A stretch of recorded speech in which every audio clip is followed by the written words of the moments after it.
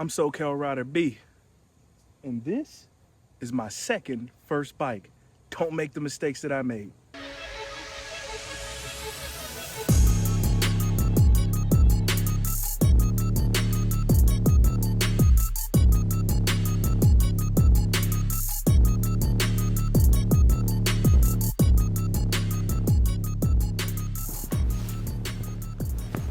Buying your first bike is a big deal, and it really shouldn't be taken lightly. Now, there's only 7 things I think you need to think about to help you get that perfect bike. And stay tuned to the end, because I turned these 7 things into a downloadable list that when used will make buying your first motorcycle easy. Let's get started. I think the first and most important thing we need to think about when considering how we're gonna pick our first bike is your temperament and your personality. And here's what I mean by that. There's a lot of us out there thinking about getting that first bike, and it seems like we're contemplating somewhere between a 400cc and a 650cc. Now, the argument for the 650 and up is if you get the 650, you're gonna be able to grow into it. You're not gonna wanna have to buy 2 bikes. And also, it has power modes that will let you limit the engine power. Now, all of this is true, and I wouldn't disagree with it. But I think there is another important part of this argument that people are leaving out. And that part is, what's your personality and your temperament?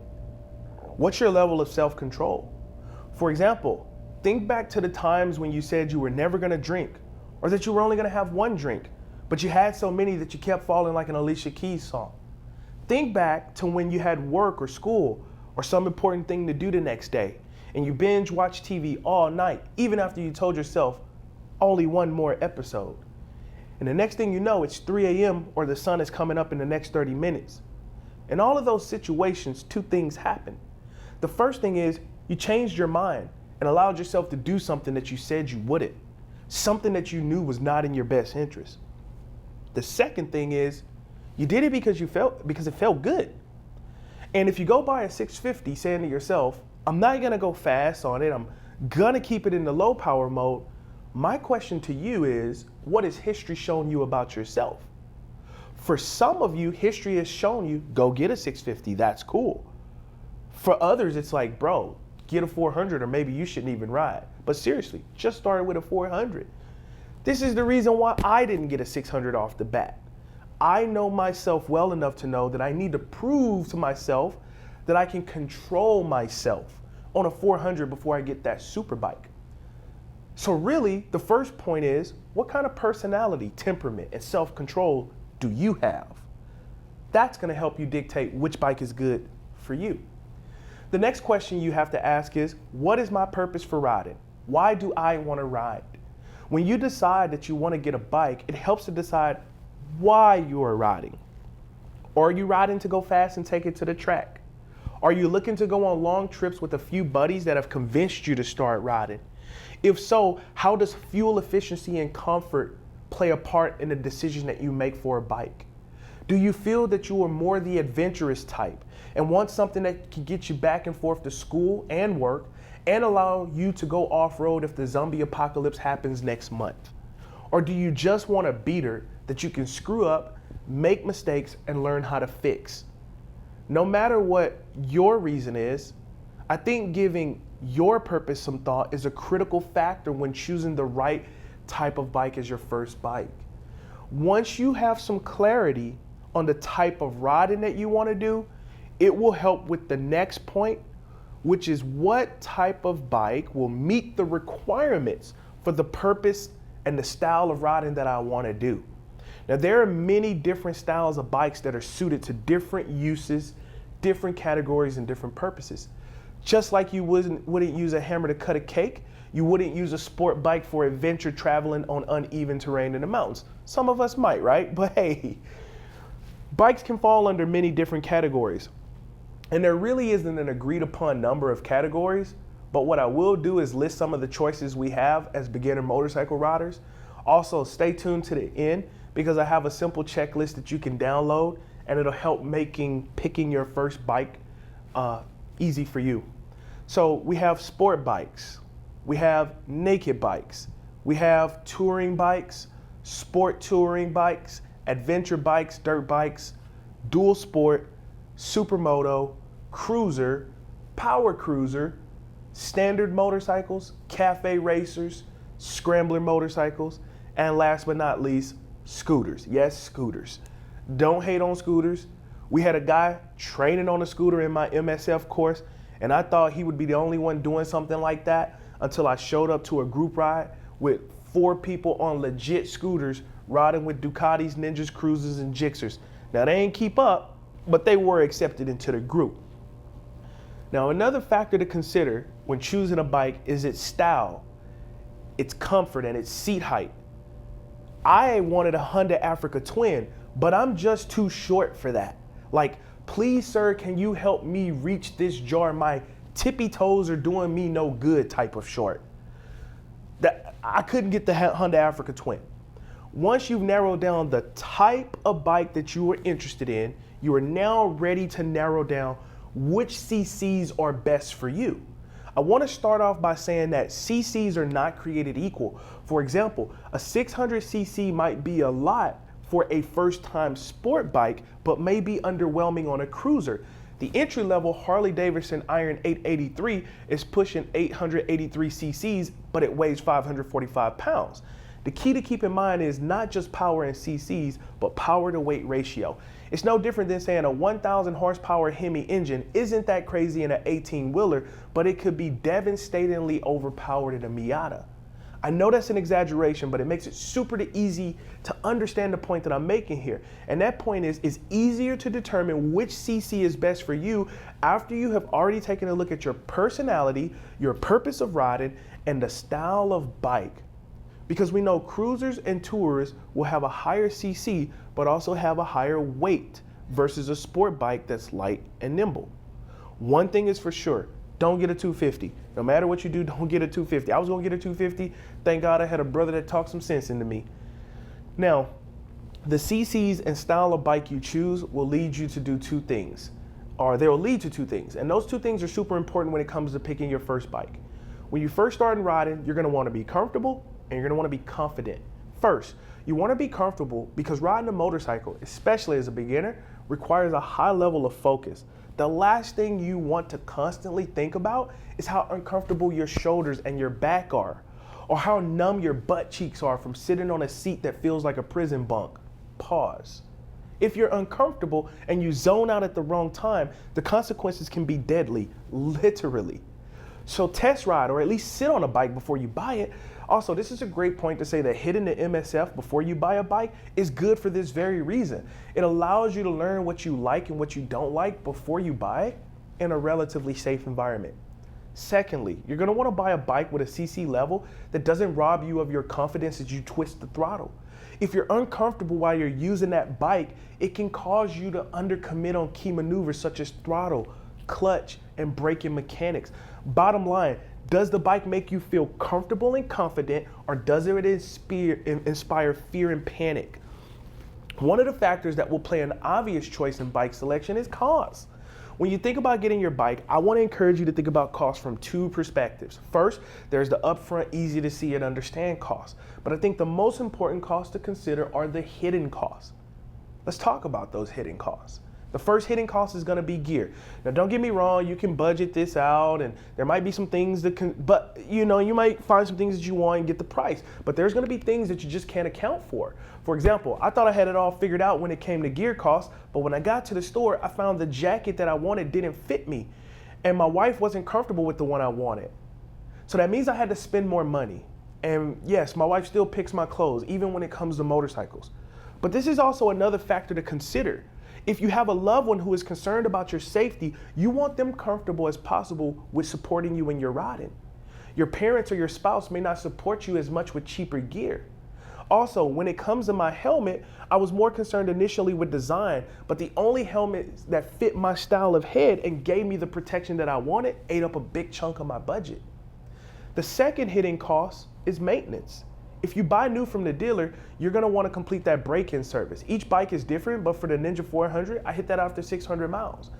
I would encourage you to think about and ask upfront about yearly maintenance costs as you're at the dealership. One thing you can do is ask to see the manual for the bike and ask to look at the recommended maintenance schedule by the miles or hours, then estimate the number of services you will need for the year and then calculate that out and ask yourself, is this acceptable to me? Now, not all of us are gonna buy new. Some of us are gonna buy used. You may buy used from the dealership. If you're going to buy used from a third party, I would ask you to bring someone that's experienced that can kind of help you look at that, you know? The third hidden cost is insurance. If your bike is a bike that has more crash statistics, your bike's insurance will increase. Also, you will have to look at other factors in life to determine what type of add-ons you will need or want, such as roadside assistance, theft, damage, etc. As a new rider with your first bike, you might be like me and want the works. Luckily, I did get the works because one of my first rides left me stranded with a flat tire on the side of a mountain with coyotes and no cell phone signal. I had to ride the bike flat up the hill for better service, and then I had to call Geico. They came, did the roadside assistance. Thank God I did that because I was very far away from home. The fourth hidden cost is buying upgrades. Now, you may think that you already know the upgrades you want, but sooner or later, someone's gonna tell you that your bike's ugly. You're gonna want a tail tighty because you got this ugly thing in the back. Then they're gonna tell you your bike sounds like a lawnmower, so you're gonna wanna buy an exhaust, and it gets pretty crazy pretty fast. The point is, sooner or later, you're gonna realize that there are more things that you want or need as soon as you start to progress on the bike. As I mentioned earlier, one of the most important costs itself is the bike. So, do you buy new or do you buy used? I feel like the easiest way to break this decision down is to look at the different reasons to buy new and the different reasons to buy used, and then let that guide you to make a decision based upon what's most important to you. So, let's talk about buying new. Buying new is good because you are the original owner and you don't have to worry about hidden damage. You can purchase a warranty if you want to keep the bike for a long time. You can get newer hardware features like ABS brakes, engine technology, quick shifters, etc. Also, you get newer technology like traction control, fuel economy modes, riding modes, yada, yada, yada. On the flip side, buying used can be good for you if you want to save some money. You know how to evaluate the bike or have a buddy that you could take with you who can help you evaluate the bike. 3, you want some free upgrades, right? Like, who wants to spend the money on the upgrades if you can get them for free? 4, you're unclear on your ride and interest and think that they might change and really don't want to commit to a bike with interest rates and loans. And 5, you want to ride for an extended time before you discover what your optimal riding position is. Now, a lot of people will be in both camps and argue over new versus used. The key here is to take their advice with a grain of salt and make the choice that's best for you. I chose not to buy into the idea that you should buy used because you will drop your bike. To me, that's a horrible reason. Now, thank God I haven't dropped any of my carbon fiber road bikes. I haven't dropped my carbon fiber mountain bike. You on the motorcycle? I never dropped my Husky 401, and I haven't dropped my Ninja. Deep down, I'm a pansy and couldn't deal with a fall.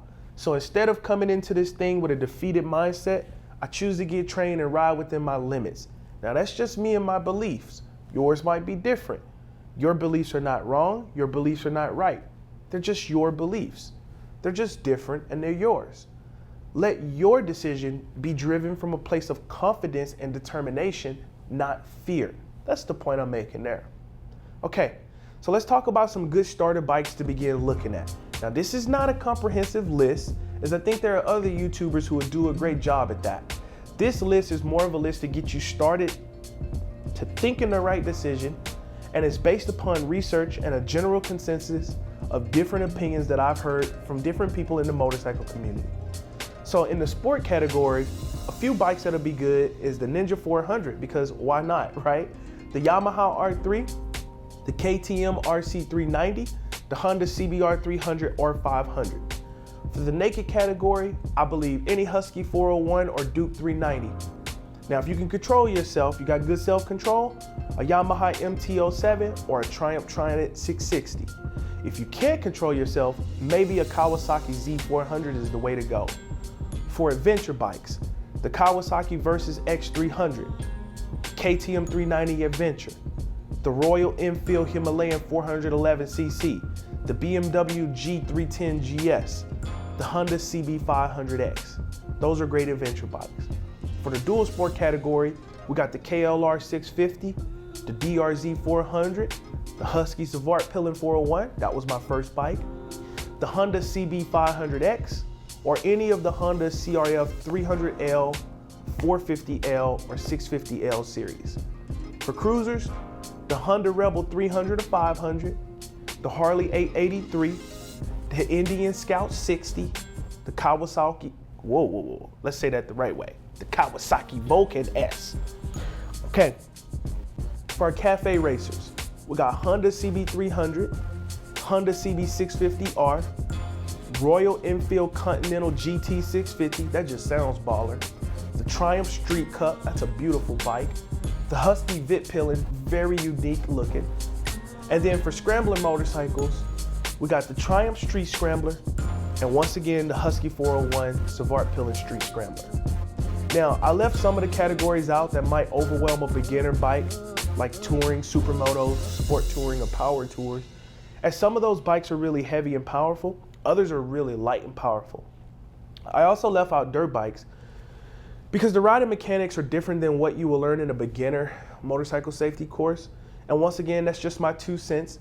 I still think that you should make your own decision based on for your own reasons and desires while remaining safe and in tune with your unique situation. I also left out scooters because I don't think many of us are here for scooters. I've heard they're also more dangerous than motorcycles because you lose 25% of your evasion mechanics. You know, when you want to evade something, you can only go left, go right, slow down, and speed up. With the scooters, they're not going to speed up like a motorcycle, so I left them out for that reason. Now, if you want to download that list that I talked about, you can download it here. The link is in the description. Thanks for stopping by, and if you do decide to get something, let me know. If you enjoyed this, please consider giving it a like. If you want to help support the channel and make it grow, please subscribe. I would greatly appreciate that. Stay tuned. I got more things coming up. I got some rides coming up that we're going to be able to do as a group. Just getting the logistics squared away. I'm SoCal Rider B, here to help you enjoy a higher quality of life on 2 wheels. Thanks for stopping by.